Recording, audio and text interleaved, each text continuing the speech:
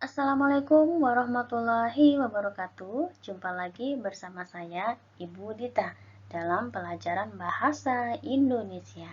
Kali ini kita akan membahas tentang fiksi. Nah, apa sih fiksi itu? Mari kita simak materi berikut. Untuk pertemuan pertama, kita akan membahas poin A terlebih dahulu, menggali informasi unsur-unsur buku fiksi. Apa sih buku fiksi? Nah, sekarang kita simak bersama ya. Buku fiksi merupakan buku yang menyajikan kejadian atau peristiwa kehidupan berdasarkan rekayasa imajinasi sang pengarang. Nah, di sini sudah ada contoh buku fiksi. Seperti apa saja ya? Yang pertama, buku cerita anak, dongeng, novel, cerita pendek atau cerpen, dan fabel. Sekarang kita akan bahas satu persatu dari contoh buku fiksi itu. Yang pertama adalah buku cerita anak. Buku cerita anak menceritakan kisah-kisah tentang dunia anak yang menyenangkan. Di sini Bu Guru hanya menampilkan dua cover contoh dari buku cerita anak. Next, selanjutnya mengenai tentang dongeng. Apa sih itu dongeng? Dongeng adalah suatu karya sastra lama yang berisi cerita luar biasa dan penuh khayalan atau fiksi yang oleh masyarakat umum dianggap sebagai cerita yang tidak benar-benar terjadi. Ya, di sini Bu Guru hanya menampilkan dua contoh dongeng. Selanjutnya adalah novel. Novel adalah karangan prosa yang panjang, mengandung rangkaian cerita kehidupan seseorang dengan orang di sekelilingnya dengan menonjolkan watak dan sifat setiap pelaku.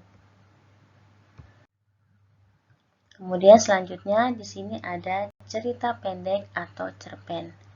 Cerpen adalah sebuah karya sastra yang berbentuk prosa dan bersifat fiktif, yang menceritakan atau menggambarkan suatu kisah yang dialami tokoh secara ringkas, disertai dengan berbagai konflik, dan terdapat penyelesaian atau solusi dari masalah yang dihadapi.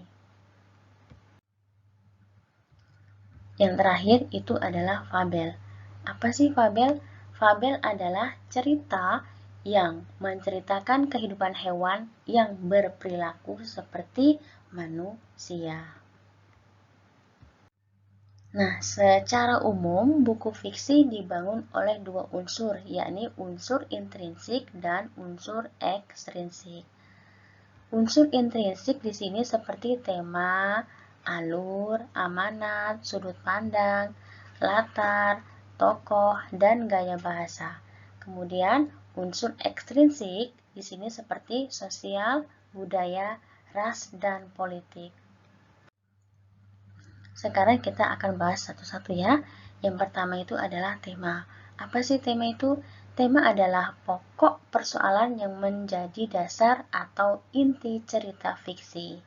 Sedangkan alur adalah jalinan peristiwa yang membangun cerita yang terdiri atas tahap perkenalan, konflik, klimaks, dan antiklimaks. Atau yang lebih dikenal itu alur itu adalah jalan cerita. Kemudian selanjutnya itu adalah amanat. Amanat adalah pesan moral yang ingin disampaikan pengarang kepada pembaca. Berikutnya adalah sudut pandang.